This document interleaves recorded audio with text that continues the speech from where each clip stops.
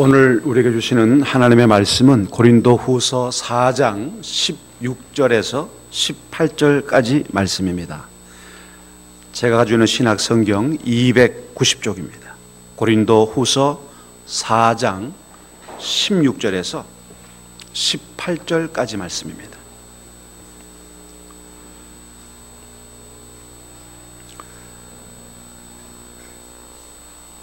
그러므로 우리가 낙심하지 아니하노니 우리의 겉 사람은 낡아지나 우리의 속 사람은 날로 새로워지도다. 우리가 잠시 받는 환난에 경한 것이 지극히 크고 영원한 영광에 중한 것을 우리에게 이루게 함이니 우리가 주목하는 것은 보이는 것이 아니요 보이지 않는 것이니 보이는 것은 잠깐이요 보이지 않는 것은 영원함이라. 아멘. 대마란 이름이 골로새에 나옵니다. 사도 바울이 골로새 교회에 편지할 때 대마와 함께 골로새 교회에 안부를 묻습니다. 이 말은 대마는 상당한 영향력을 가진 사도 바울의 선교팀에 소속되어 있던 사람이었고 초기 아시아 교회에 상당히 영향력 있는 믿음의 사람으로 인정된 사람입니다. 그런데 골로새서를 지나서 디모데후서 마지막 4장에 가게 되면 사도 바울이 슬픈 어조로 이렇게 말합니다. 대마는 세상을 사랑하여 자기를 떠났다라고 말합니다. 대마는 세상을 사랑하여 예수를 포기하고 사도 바울을 포기하고 자신의 신앙을 포기하고 세상으로 나갔다. 이런 포기라고 하는 것은 놓는 겁니다. 국어사전에는 하려던 일을 도중에 그만두는 것, 자기 권리, 자기 물건, 자기 자격을 내던져 버리는 것, 이렇게 표현을 했습니다. 신앙에서 포기라고 하는 것은 뭘 말할까요? 주님의 사랑을 놓는 것? 아니요. 주님을 놓는 걸 겁니다. 주님에 대한 신뢰, 믿음, 우리의 의탁, 이 모든 것들을 놓는 것을 말할 겁니다. 주님께서 나에게 맡겨준 역할, 은사, 직무, 주님이 나에게 준 인생의 목적과 꿈, 이것들을 내던져버리는 것을 말할 겁니다. 그냥 결정적인 말을 한다면 이렇게 말할 거죠. 예수님을 놓아버리는 것, 주님과 아무런 상관관계를 맺지 않는 것, 이것을 포기라고 말합니다.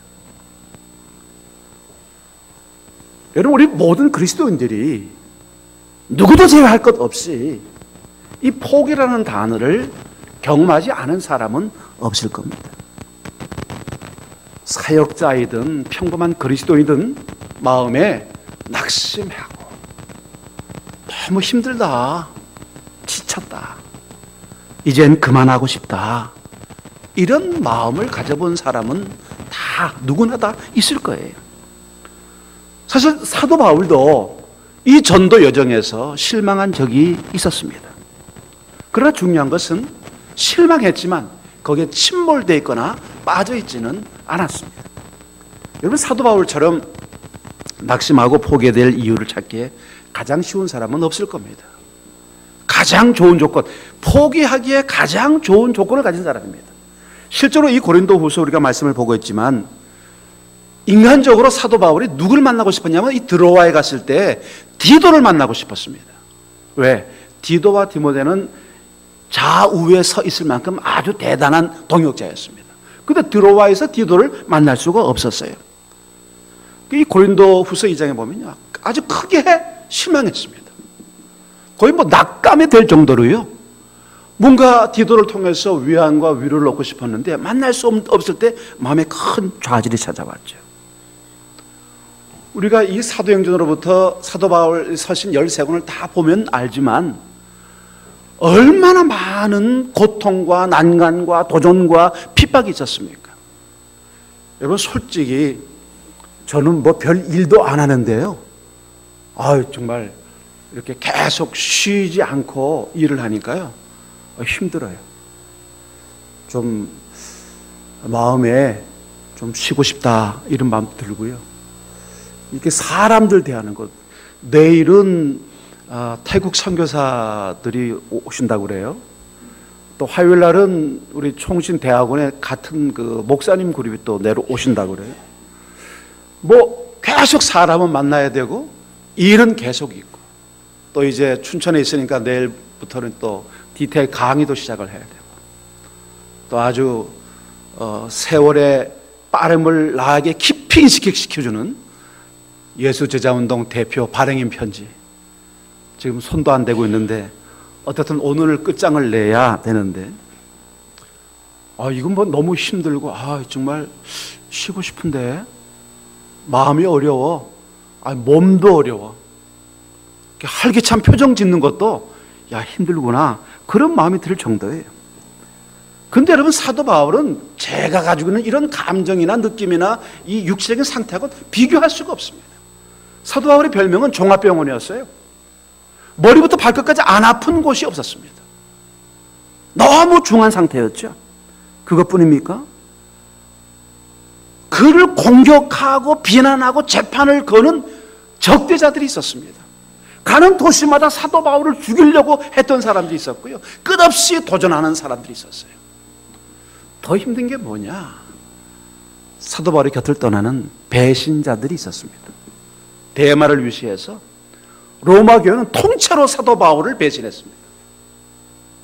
사도 바울이 재판받으려고 로마에 내려왔을 때 아무도 로마 교회 사람들은 사도 바울을 위로해주거나 찾아온 사람이 없고요, 재판의 증인으로 나서주는 사람도 없었습니다. 교회 안에는 늘 사도 바울의 사도권을 비난하고 비판하고, 사도가 진짜 사도냐라고 묻는 사람들이 있었습니다. 쉽게 끝날 것 같지 않은 사역의 과정함과 무거운 이 사형수로서의 이 종말을 바라봤을 때 자신의 삶이 이렇게 십자가에 비참한 죽음을 맛볼 것이라는 그 무게의 짐도 가볍지는 않았을 겁니다. 하지만 중요한 결론은 이겁니다. 사도 바울은 결코 낙심하지 않았다. 오늘 그리스도인들이 낙심하지 않아야 될 이유가 어디 있느냐? 바로 하나님의 사람이기 때문에 그렇다는 것이죠. 여러분, 우리 같이 한번 16절 말씀을 같이 한번 봅니다. 16절 말씀을 같이 읽어봅니다. 그러므로 우리가 낙심하지 아니하노니 우리의 겉사람은 낡아지나 우리의 속사람은 날로 새로워지는도다. 여러분, 여기 사도 바울이 말하는 게 뭐냐? 우리가 낙심하지 아니하노니, 내가 라고 말하지 않습니다. 우리가, 나와 여러분들이 낙심하지 아니하노니. 여러분, 이렇게 낙심하지 않는다는 말은 포기하지 않는다는 말입니다.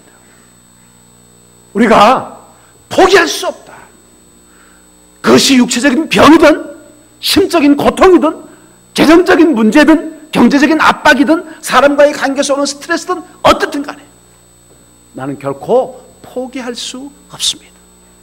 나는 낙심하지 않습니다. 여러분, 우리도 포기하기에는 아직 이른 것 같지 않습니까? 사도 바울은 포기할 수 없는 이유 세 가지를 여기 짧은 구절에서 우리에게 설명해 줍니다. 우리가 예수 안에 있는 한 낙심하지 않고 포기할 수 없는 그 첫 번째 이유가 뭐냐? 바로 같이 읽은 16절입니다. 하반절에 이렇게 되죠. 우리의 겉사람은 낡아지나 우리의 속사람은 날로 새로워지는도다.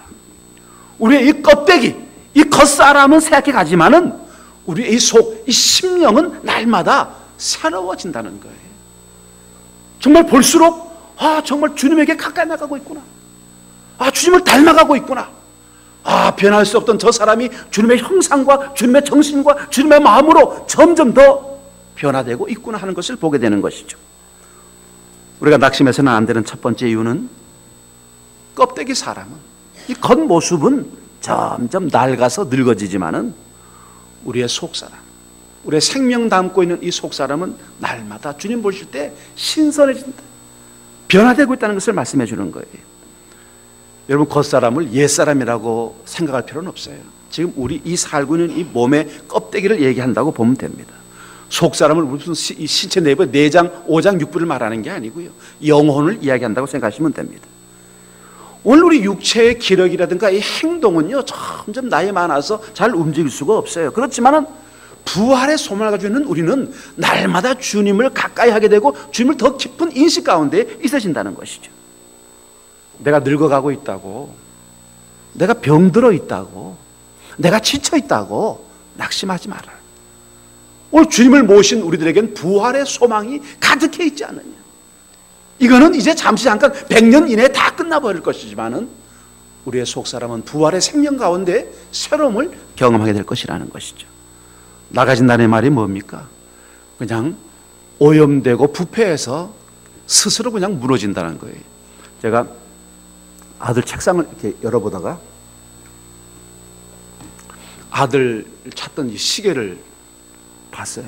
약이 다 떨어졌는데 제가 보니까 고등학교 때 제가 어디 해외 갔다가 와서 사준 시계더라고요. 그래서 아까 와서 이걸 내가 차야 되겠다 생각을 해가지고 이제 그걸 가지고 시계 보고 가가지고 약을 집어넣었어요. 약을 집어넣는데 일하시는 시계법 사장님이 약을 이렇게 넣었는데 이 옆이요 다 떨어져 나가는 거예요. 그러니까 한 20년 이 시계 찾던 시계니까요. 이게 사가가지고 다 떨어지고 요 동그란 시계 태만 남는 거예요. 가지고 제가 그걸 한 이틀 찾더니 딸이 불쌍히 여겨서 새로운 시계를 선물해 줬어요. 어버이날. 제가 말씀드리고 싶은 건 선물이 포인트가 아닙니다. 이게 20년이 되니까요. 다 사가가지고요. 이 주변이 하나도 안 남는 거예요. 오늘 우리 몸이 그렇게 날마다 부패해집니다. 그러나 중요한 건 뭡니까? 껍데기가 약해지고 부서진다고 해서요. 우리 영혼이 부서지거나 우리의 소망이 부서지는 건 아닙니다. 우리의 미래가 훼손되는 게 아니라는 것이죠. 오늘 우리 영혼은 훨씬 더 단단해지는 거죠. 더 강해지는 거죠. 더 반듯해지고 더 확실해지는 겁니다. 몸은 세해지는데 우리의 영성은 예수님을 닮아가는 거죠. 주님을 만나는 것 같고 주님을 보는 것 같고 주님과 이야기하는 것 같고 주님의 마음이 이 사람에게 깊숙이 들어가 있구나 하는 걸 보게 되는 거예요. 정말 예수 안에 있구나 하는 것을 알게 되는 것이죠. 이 바울이 지금 보이는 이 자신감, 나는 결코 낙심하지 않습니다. 우리가 낙심할 수 없어요. 고린도 교회에다 주는 메시지입니다. 고린도 교회를 지금 격려하고 있습니다.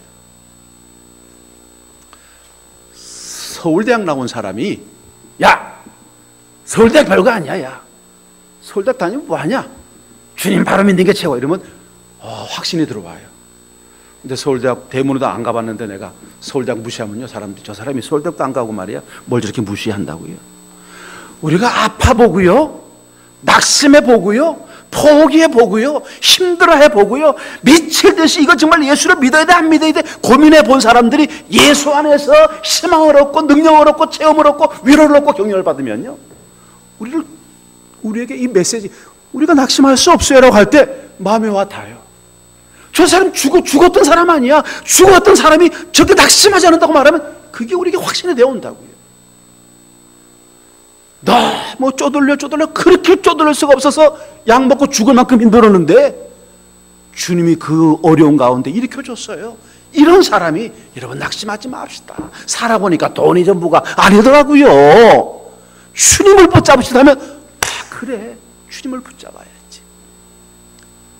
우리가 봐도 야, 저 사람은 지금 낭떠러지에다 발 한 칸 거두고 간당간당 서 있는데 언제 떨어질지 몰라 라고 하는데 바로 그 사람이 여러분 나 걱정하지 않습니다. 죽어도 좋아요. 주님이 나와 함께 하십니다. 여러분 낙심하지 맙시다. 우리가 서로를 바라보면서 격려할 수 있는 용기를 개발하고 우리의 위로를 발전시키고 우리의 감정, 우리의 겉모습의 이 연약함에도 불구하고 주님의 뜻이 우리의 삶 가운데 완성되어질 날을 바라보는 이러한 격려자로의 삶이 우리 모두 가운데 있어지기를 바라겠습니다. 우리가 낙심할 수 없다.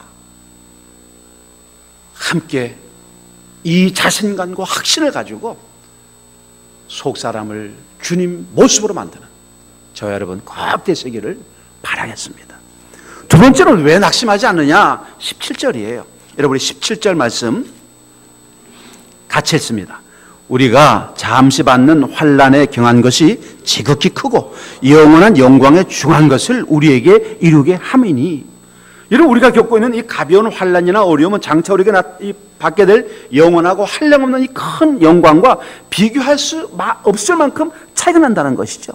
그 지금 우리가 당하고 있는 이 어려움, 난간, 고난, 아픔 이런 것들에 집중하지 말아라. 왜냐? 여러분 이 사도 바울의 이 문장 실력이 참 기묘합니다. 여러분 17절을 잘 읽어보세요. 이렇게 놨어요. 우리가 잠시 받는 환난이라고 했거든요. 사람들은 환난을 크게 생각하지 않습니까? 그런데 환난에 뭐한 것이? 경한 것이. 사도 바울은 지금 자신이 겪는 이 무거운 자신의 삶을 압도할 만한 이 아픔과 고통을 뭐한 것으로? 경한 것, 깃털처럼 가볍다, 이렇게 표현하는 거예요. 그리고 또 보세요. 지극히 크고 영원한 영광에 뭐한 것? 중한 것. 이 가운데 중자가 아닙니다. 무거울 중자예요. 우리가 받는 이 땅에서의 환난은 사람들 보기에는 무겁고 힘들지만 사도 바울은 이렇게 말하는 거예요. 가볍고 깃털 같다. 왜? 이건 잠시라는 거예요. 잠깐이라는 겁니다. 그러나 그 환난을 이겨나가는 그 영광의 다음 세대는 뭐냐? 아주 무겁고 크고 영원하다는 것을 우리에게 설명해 주는 것이죠. 그래서 여러분, 우리가 받는 이 고난에 대한 의미를 새롭게 해석할 필요가 있고 적용할 필요가 있습니다. 나에게 주는 아픔이나 슬픔, 난관, 장애, 압박을 그냥 그 자체로 보지 말고 이것의 의미가 뭔지를 새길 필요가 있다는 거예요. 주님을 닮아가도록 하기 위해서 주님께서는 우리에게 여러 가지 방법들 가운데 고난을 주십니다. 하나님께서는 고난을 통해서 우리가 다시 한번 새롭게 일어나는 과정을 촉진시켜주고 있어요. 베드로전서 4장 12절 말씀에 그리스도께서 이미 육체의 고난을 받으셨으니 너희도 같은 마음으로 갑옷을 삼으라. 이는 육체의 고난을 받은 자는 죄를 그쳤음이니 그 후로는 다시 사람의 정욕을 따르지 않고 하나님의 뜻을 따라 육체의 남은 때를 살게 하려 함이라. 아멘. 고난이 우리에게 주는 의미가 뭐냐? 주님의 옷을 입고 주님의 뜻을 따라서 남은 생애를 주님의 기쁨이 되길 원하는 삶을 살게 된다는 것이죠. 바울은 자신이 겪었던 이 고난들이 아주 고통스럽고 아픈 것임에도 불구하고 가볍고 일시적인 환난이라고 묘사하고 있습니다. 이 환난들은 장차 그가 예수 앞에 서게 되면 우리가 누릴 영원한 영광에 비한다면 아무것도 아니라고 확신하고 있어요. 이런 얼마나 놀라운 일입니까? 우리의 이 삶의 무게가 아주 오랫동안 지속될 것 같고 나를 죽일 것처럼 숨막히게 하지만 사도 바울은 말하는 거예요. 이 무겁고 지루한 모든 짐들은 가벼운 것이다. 여러분, 이 가볍다는 말을 에라프론이라고 하는 헬라어를 썼는데요, 이건 깃털 같다는 뜻입니다. 이건 무게도 안 돼, 이런 의미로 쓰는 단어입니다. 우리가 당하고 있는 이 고난이 우리에게 고통만을 주는 것이 아니라 오히려 우리에게 도움이 되고 있다는 것을 확신시켜 주시는 것이죠. 여러분, 이거예요. 하나님은 우리를 잘 되게 하시려고 고통을 주신다는 거예요. 믿습니까? 이걸 여러분 믿음으로 아멘 하시면요, 강해지는 겁니다. 이걸 믿음으로 받을 수 없다고 하면은 이 고난의 짐 때문에 숨도 쉴 수가 없어요. 내가 죽어가고 있다는 생각을 가져보세요. 못 삽니다. 내가 망해가고 있다고 생각해 보세요. 미칩니다. 내가 사람들로부터 소외되고 있다고 생각해 보세요. 견딜 수 없을 겁니다. 하나님 우리를 잘 되게 하시려고, 주님을 더 깊이 알려고, 주님과 더 친밀하게 지내려고 고난과 어려움을 허락하십니다. 그것은 왜? 우리를 사랑하시니까. 우리를 귀하게 만들고 빛 가운데 드러나게 하시기 위해서 고난을 주시는 거예요. 여러분, 그 네덜란드 암스테르담에 가면요, 그 금강석 공장이 있습니다. 그 이제 원석을 가져다가 이제 재련을 해가지고 내는 건데요. 여러분, 그 원석을 남아프리카 공항에서 가서 수입을 해서 네덜란드에서 이 공장에서 이거를 암스테르담에서 이제 만드는데 굉장히 많은 시간이 필요합니다. 그리고 굉장히 많은 손공정이 필요해요. 깨고 부수고 다듬고 물 주고 또 갈고 닦고 계속 과정을 거치는 것이죠.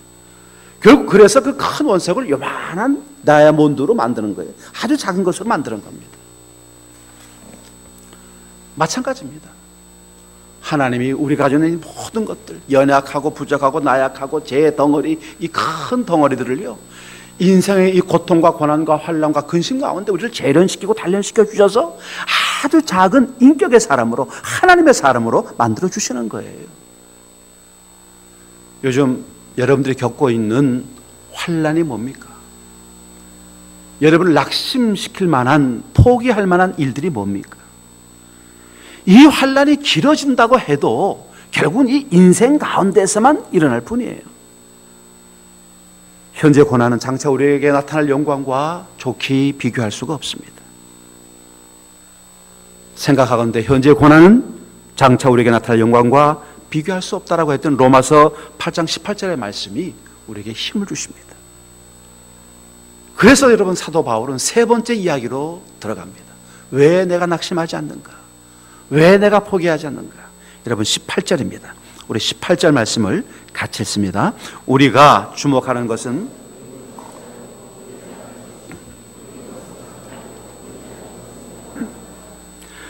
우리는 보이는 것을 바라보지 않고 보이지 않는 것을 바라본다는 거예요.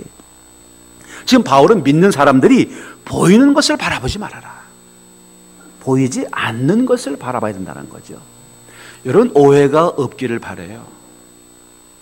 아니 목사님이 왜 2주 연속으로 이 본문을 계속 이야기하시는가? 나하고는 아무런 관련이 없는데 라고 생각할지 모르겠어요. 아니요 여러분, 제가 지금 우리 사랑하는 한재채플 가족들에게요 예방주사를 놓고 있는 겁니다. 어떤 목사님이 저를 보고 자꾸 폐렴 주사를 맞으라고 하고 또 독감 주사를 맞으라고 그러더라고요. 나이가 60이 넘으면 폐렴이나 독감으로 죽기 쉽대요. 그래서 그걸 맞으면은 죽을 때까지 괜찮다고 자꾸 맞으라고 그래요. 아직 못 맞았어요. 이 설교를 하면서 생각을 해보니까 맞아야 되겠더라고요. 여러분 제가 여러분들한테 고난받으라고 환난 당하라고 병들어 죽을 병 걸리라고 얘기하는 게 아닙니다. 그러한 삶의 어려운 일들이 다가올 거다. 이건 불청객처럼 우리 인생으로 불쑥 찾아들 거라는 거예요. 이게 뭐야? 내 인생에 왜 이런 일이 생기지? 이럴 때 여러분 놀라지 말고 이 말씀을 찾아보라는 거예요. 속 사람이 보는 것은 육체적인 눈이 보는 것을 능가하게 되어 있습니다. 우리는 보이는 것들에 대해서 시선을 고정시키고 있는 것이 아니라 보이지 않는 것들에 대해서 우리의 시선을 고정시킵니다. 여러분 우리가 보이지 않는 것들에 대해서 시선을 가지게 되면요 우리가 낙심이나 패배할 이유가 없습니다. 왜? 그 너머에 살아계신 하나님이 우리와 함께 계시기 때문입니다. 보이는 것은 한순간이지만 보이지 않는 것은 영원할 수밖에 없어요. 히브리서 11장의 믿음의 조상들이 가지고 있는 특징이 뭐였습니까? 보이지 않는 것들을 볼 수 있었다는 것이죠. 이 사람들은 다 믿음을 따라 죽었으며 약속을 받지 못하였을 때 그것들을 멀리서 보고 환영하여 또 땅에서는 외국인과 나그네임을 증언하였으니 멀리서 보고 환영하였다. 우리가 보이지 않는 것들을 어떻게 볼 수가 있습니까? 하나님의 말씀에 근거한 믿음에서 우리는 보이지 않는 것들을 볼 수가 있습니다. 누가 예수님을 봤습니까?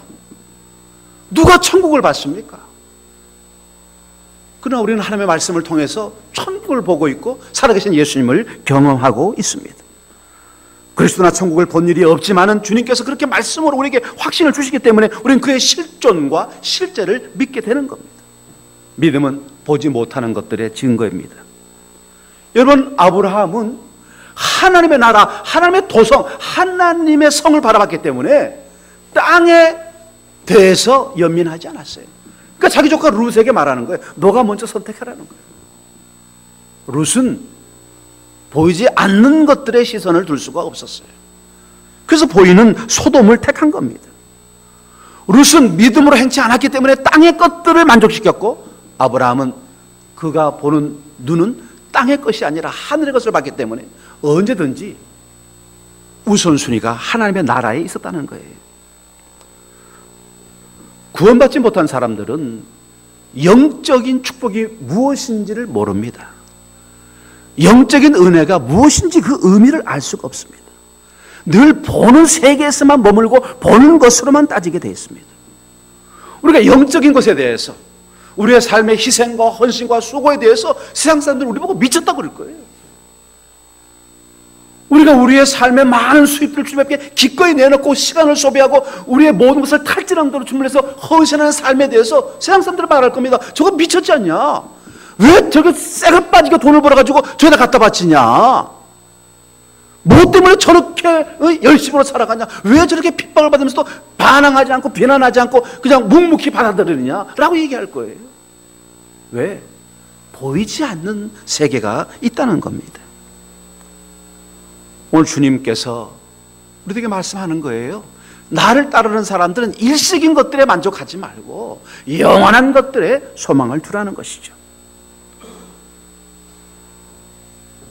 여러분, 이제 내일부터 3일 동안 새벽 기도회를 합니다. 지난번 대표 간사 모임에서 제가 대표 간사들한테 상당한 위기의식을 불어넣었습니다. 우리 모임이 망해가고 있다라고 하는 것을 여러분 믿을 수 있습니까? 믿을 수 없을 거예요. 사실 지금 우리 캠퍼스 사역이 위기입니다. 작년까지만 해도 한국에 있는 선교단체 14개 단체 가운데 유일하게 우리 JDM만 부흥했고 성장했습니다. 그런데 여러분, 지금 나오고 있는 지표는 전혀 반대입니다. 우리도 이 커다란 캠퍼스 사역의 패배의 물결에 휩쓸릴 수가 있습니다. 제가 대표가사들한테 6월 한 달 동안 사역지를 떠나지 마라. 캠퍼스 모든 사역자들은 캠퍼스에서 머물러라. 회의도 하지 마라. 캠퍼스 아이들에게 집착하고 캠퍼스 각 캠퍼스에서 동아리방에서 머물러라. 여러분, 우리는 누구도 그렇게 말한 사람이 없습니다. 그러나 우리는 믿음으로 그걸 볼 수가 있습니다. 우리 사역이 어떻게 될 것인지, 어떤 결말을 줄 것인지, 이런 안일과 나태함, 이것이 주는 결말들을 잘 볼 수가 있습니다. 여러분, 우리 삶도 마찬가지입니다. 우리 지금 이렇게 살아가고 있는 것이 여러분 스스로는 만족할지 모르고 스스로 어떤 우월 의식을 할지는 모르지만 과연 보이지 않는 세계를 향한 우리의 태도가 옳은 것인가 고심할 필요가 있습니다. 우리의 눈으로 보고 있는 현실이 전부인 것처럼 여러분 믿지 마시기 바랍니다. 겉으로 가지고 있는 모든 것들이 우리의 영적인 자본을 확보해 준다고 착각하지 마시기 바랍니다. 영적인 상황을 영적인 시각으로 바라보고 바라볼 수 없는 것들을 바랄 수 있는 믿음의 눈을 가질 때 우리는 주님을 기쁘시게 하는 삶을 살 수가 있어요.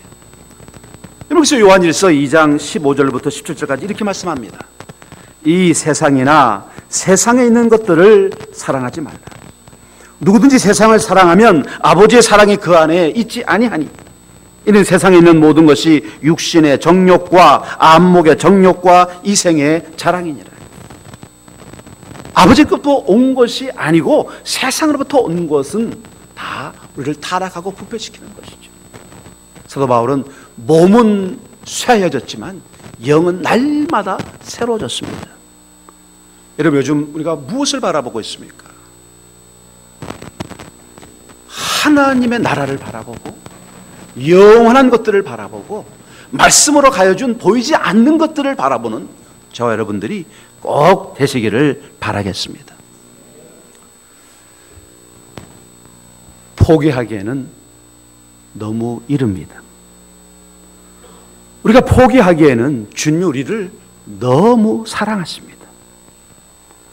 포기하기에는 아직도 우리가 이 땅에서 해야 될 일들이 너무나 많이 남아 있습니다. 여러분, 어떤 상황이든지 어떤 처지에 있든지 절대로 포기하지 마시기 바랍니다. 오늘 사도 바울은 이 4장 서론에서 부활을 이야기하고 난 다음에 자신이 겪고 있는 압박감, 사방으로 우겨싸움을 당하여도 답답한 일을 당하여도 박해를 받아도 결코 거꾸로짐을 당하지 않는다고 고백하면서 이 확신은 나의 부활 신앙으로 존재한다고 이야기합니다. 우리가 왜 포기하지 않습니까? 왜 낙심하지 않습니까? 부활 신앙 때문입니다. 다시 일어나고 다시 살아나고 다시 죽음을 박차고 나왔던 예수님처럼 부활의 신앙으로 무장하셔서 부활의 승리를 매일의 삶 속에서 경험하는 우리 모두가 되어지기를 간절히 바랍니다. 저는 그래서 이렇게 기도하려고 합니다. 주님, 내가 낙심을 모르는 사람이 아니라 포기하지 않는 사람이 되게 하여 주시옵소서. 내가 살아서 예수님을 충성스럽게 섬길 때 나의 삶을 쓸모있게 만들어 주시옵소서. 내가 진정으로 기도하오니 내 안에 그리스도를 보게 하시고 부활의 믿음으로 나를 채워 주시옵소서. 같이 기도하겠습니다.